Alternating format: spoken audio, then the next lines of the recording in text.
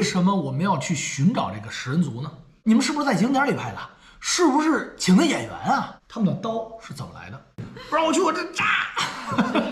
大家好，塞尔维亚的一个面积非常大。我们现在就在阿拉斯加的威西岛。大家好，我是耀阳。大家好，我是纳兰。我们的巴布亚原始丛林系列结束了。对，但是有很多人呢，还有很多的问题，所以今天我跟耀阳呢，跟大家在一起分享一下我们视频以外的故事。大家最感兴趣的6个问题，我们今天跟大家一起分享一下。第一个问题，土著人和原始人到底有什么不同？为什么我们要去寻找这个食人族呢？首先是这样啊，我发现很多的人对这个原始人和土著人是分不清楚的，比较混淆。对，他们以为土著人就是原始人。我们去现在探访的这个巴布亚是有非常非常多的土著人居住，就我们现在视频中所看到的，他们可能着装啊，还有用具啊，还有各方面非常的原始，但他们不是原始人。这个原始人呢，是生活在过去的人啊，或者说是完全与社会隔绝的人。对，而我们现在大部分看到的这个土著人，无论是我们比如澳洲啊，我们亚洲啊、非洲啊，包括南美洲都会有土著人，但是他们都不是完全说跟这地球就隔绝了，不是，零零星星、星星点点的，还是有一些接触的。但是还是相对比较少，但他们会形成有一些以物换物的一些习惯。对，这个呢后面会说啊。第二个问题，有很多人问啊，有很多人说，哎，你们拍摄的内容啊太离奇了，太不像真的了，脱离现实生活了啊。说你们是不是在景点里拍的？是不是请的演员啊？对，我们去拍摄的这个地点呢叫巴布亚，在印尼的东部的一个岛，和巴布亚新几内亚共同一个岛，中间住的这个呢叫巴布亚人。过去这个巴布亚人啊是纯的与世隔绝原始部落。那么英国人、德国人、荷兰人，哎，在70、80年前来了以后，这洋枪大炮打不过怎么办？躲到那个丛林里去了。这次我们的目的就是要找到且看看他们到底是怎么生活的。我们刚一到这个巴布亚机场，发生什么了？被移民局的人给截在那里，因为我们两个在机场，我们觉得没有什么，我们俩一直在聊天，对，结果就是他们听到我们说的不是他们当地的语言，中文，对，第一时间就说你们俩过来啊，我们还没拿行李呢，跟着等着呢，过去了。我说您这怎么了？他说你们为什么会来到这里？你们来这里干什么？对，我们来这儿干什么？这个话我要是说我来这儿拍摄，我也怕。有问题，因为他当时是一个不是很安全的一个状态。对，因为这个我们事先是不知道的，对，在网上也查不到。然后我们就说我们是来旅行的啊，然后我马上把我的翻译阿亮叫过来了。阿亮站一笔杆调直的，咔，人家一问，哎呦，我说他怎么这么害怕呀？我说要不然咱俩就是稍微离远一点吧，因为我怕出问题。我说这样，我们找一辙啊，先去拿行李去了。事后我们才知道啊，在这个地区没有旅游局。他们不让外国人，基本上是不让外国人进来。对，就跟我们控制起来了嘛，给我们带到办公室说，你们要在这儿待着也行，说我们就是想看看这儿的文化，行不行？行，你给我签一字。这签字基本上就属于什么免责协议，你们出了任何问题和我们政府无关啊，没有关系，而且必须干嘛？找人，当地人必须要当地人做担保。如果你当地没有认识的人，那你基本上就会被遣送，你就被遣返了，哪儿来的回哪儿去了。对，所以我们马上各种找人给我们担保，算是出来了，才有你们第一次看到就是有沙僧渔人那么那个系列。而我们去找寻的这个部落，它还不是在镇子上，是距离镇子很多个小时，又得换车，又得换船，然后才能有可能你能碰到这种土著人。第三个问题，这好多人啊，这个在评论区里有问过我们这个问题，今天跟大家去分享一下他们的刀是怎么来的。其实当地啊，土著人啊，他生活的区域是有可能看到我们就是半土著人，或者说当地那种是土著人的进化版，他们会以物换物。哎，我这抓一蜥蜴，我这抓一个野猪，哎，你给我换点什么东西，换点米或者换点刀啊工具。他们主要需要的是铁制工具，他们没有冶铁业。在丛林里面，如果没有刀的话，基本上他们是没有办法前行的。对，有很多的地方，他必须要把那个树砍了，或者因为他没有路呀，没有路你就要砍出一条路，然后供他们来行走。还有一点，你发现了，在巴比亚里没有岩石，你看到了吗？岩石就是想用石头做成武器，几乎不可能，没有。它那树非常的软，植物基本都是很软的东西，没有石头，也就是沼泽地，对，全部都是泥巴，没有石头，所以说想做石器时代没有，不可能，在这儿只能用木头或者是铁制的刀，所以他们基本上以物换物的时候，首先要换的就是工具，这下一个问题是问纳兰的，哎，耀阳，你去这么危险的地方，你为什么要带着你媳妇儿呢？我觉得这个吧，大家是真的错怪耀阳了。其实我们从出来的时候，我就跟耀阳说好了，就我既然出来了，那我整条命也就交给你了。哎呦，说的这够吓人的啊！我跟你说，他可不是这么说的啊，他是这么说的啊，你让不让我去？让不让我去？不让我去，我这炸！我既然已经说了刀山火海我都跟着去，那我不可能说啊，耀阳去好的地方我会跟着去，然后去那种危险的地方我立刻我就脱离了。我说你自己去危险的地方，然后我自己找一个安全的地方待起来。首先呢，我觉得我做不出来这样的事儿。还有呢，就是我对巴布亚非常非常的好奇。其实在去之前，耀阳跟我说，他说非常非常的危险，而且这个没有几个人去过，说要不我给你安排一个安全的地方，然后被我拒绝了。我说我跟你出来的话呢，我觉得我很想去探索不一样的世界，而且巴布亚这个又是那么的未知，那么的充满着魅力啊，我是非常非常想去的。所以我跟杨洋说，我说不行，我说你去哪？你必须带我去。对，所以就是说，很多人都会说啊，耀阳，你为什么要带着你媳妇儿去呢？还有一个很重要的一点就是，我其实，在跟耀阳进丛林的第一天起，我就已经忘了我是一个女生。我完全忘记我是一个女生，这是事实。她也确实不是女生。我都觉得不是我带她去巴布亚了，是她带我去了，你知道吧？这真的遇到事儿的时候，她比我还狠呢，真的。她这真的手撕，这就比如说野人的手撕了，就比如说你的相机被抢的那个啊。哦，对，大家要注意嘛，大家可以放慢镜头。我在剪辑的时候，我发现，因为我不知道。我那个相机被别人掰折了，扔地下了。我想的是，我先解释，我先缓住，你别激动。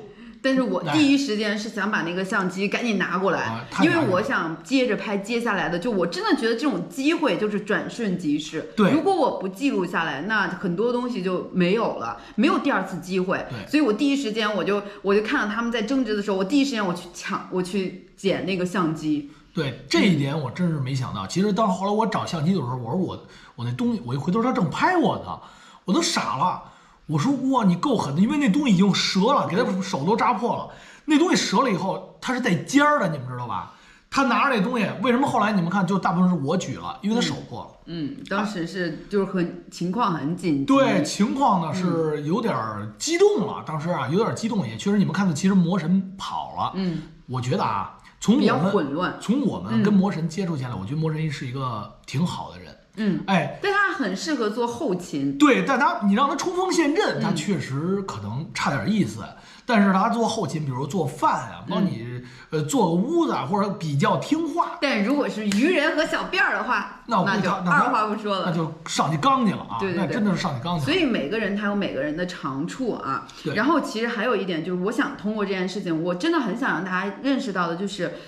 不是大家常规中所认知的男生就很强，女生就很弱。我觉得从整个的行程走下来，我是耀阳一个强力的一个就是助手，而不是让大家想的啊，你看你带着你媳妇儿去，会不会拖你后腿啊？我觉得他都不是助手，真的他是我强力的一个伙伴。很多的时候，在我内心脆弱，或者是因为有他在，我不能脆弱，这是第一点。第二个，如果在我稍微的有点觉得害怕的时候，他会鼓励我。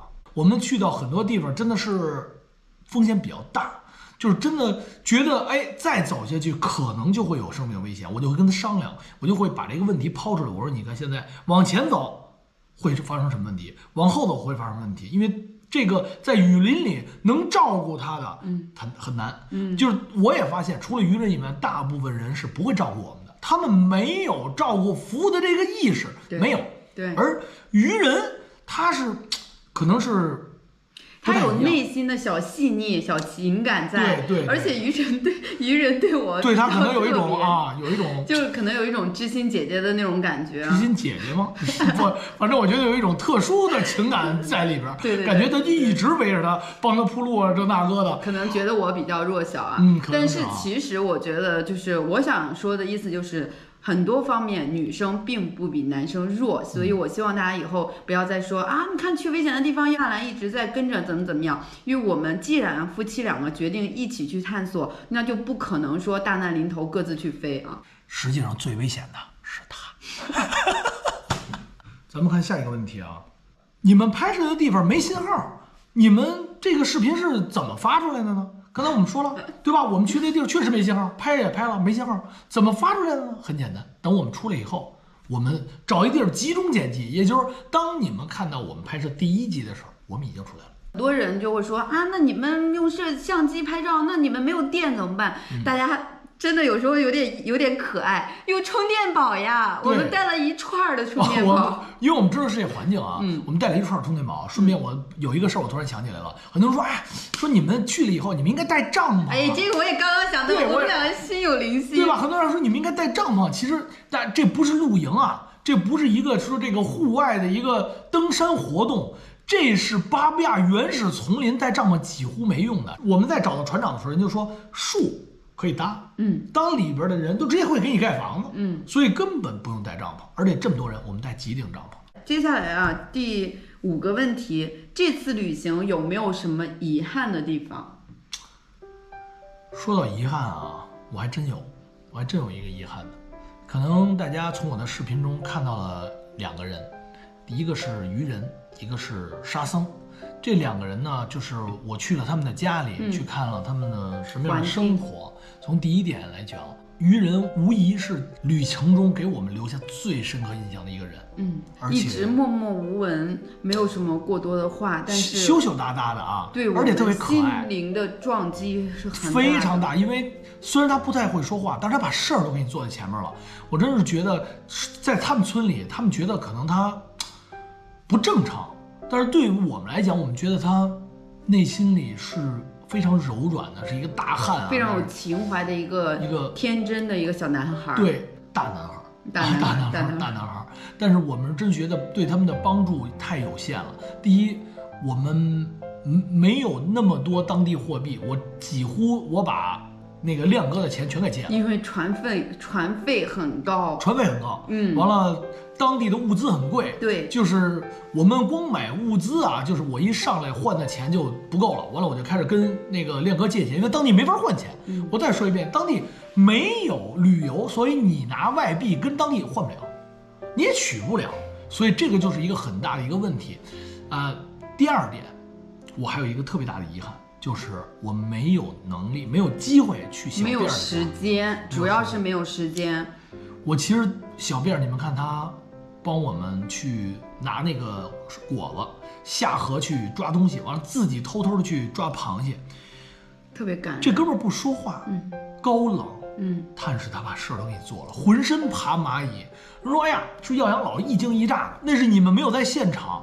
这么大的黄蚂蚁，那东西咬一下爬满了一身，咬一下直接流血，咬的他是20多个包啊！那个蚂蚁相当的厉害，特别毒，它每一个包这么大，我在我身上10天左右才消。那东西相当的厉害，爬它满身，这要搁谁，人心不是肉长的。虽然可能你们觉得他们是我们雇来的，没错，他们是我们雇来的。人说给钱他就应该做这个事儿，没有应该。他们不是导游，我再说一遍，是导游也不一定管你做这些事情。对，他们所有做的事情都是额外的，都是发自内心的，都是发自内心的。哎，人家没有必要说，这有一个什么水果，我给你抓下来吧。我为什么要做这种事儿？没有，我们的整个也没有这个需求。那么都是他们觉得，哎，我们人不错，完了他们主动请来说，给你尝尝这个吧。他们想把他们好的东西给我们展现出来。真的是，他没有人让他去抓螃蟹，他自己去抓螃蟹了。还有包括渔人，没有让他去探路，他自己去探的路。回来以后连面都没得吃，这都没有给大家展出来。最后真的是我们一上匀出来一点面吃。他跟我说，咱俩就吃一个面，我们俩吃一小袋方便面。我说没关系，我不吃都行。我减肥了是吧？但是人家这边的人不需要减肥，在里面真的说实话，对就是到最后我们的物资比较匮乏，都是吃不上饭，真的是然后我们就大家匀吃不上饭着给他们匀着吃，因为毕竟他们都比较辛苦。对，就是我觉得。就是大家人心都是肉长的嘛，就是互相的，我觉得对，所以我很看到难忘的经历。小辫儿我也很难过，然后但是最后呢，最后一天，小辫儿去修桥了，我就怕有这种事情发生。头一天晚上我们分开的时候，我偷偷的给小辫儿了一点钱，就跟做贼似的。为什么？为什么要做贼一样给他钱？因为他们这个部落呀，大家可能还不太清楚，部落他们是不允许你单独只给一个人物资，或者是只给一个人钱。所以我就觉得他们为什么我们跟他们叫部落呀？我们觉得他们是很公平。好了，今天我们的这个视频也拍得差不多了。其实我们现在已经到了一个新的地点，是我们的下一站。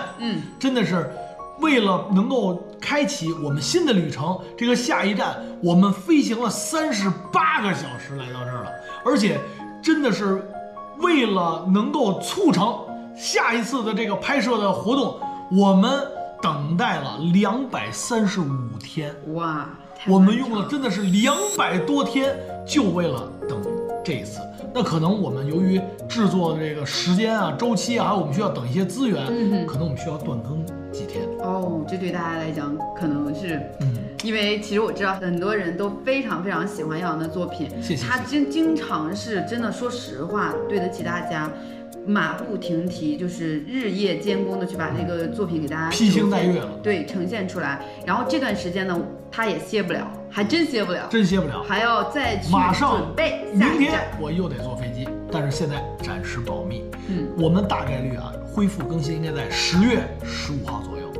也希望大家能够记得这一天，10月15号准时来耀阳环游记的主页看看我们到底更没更新。而且这可是一个非常非常非常大的惊喜，我们拭目以待。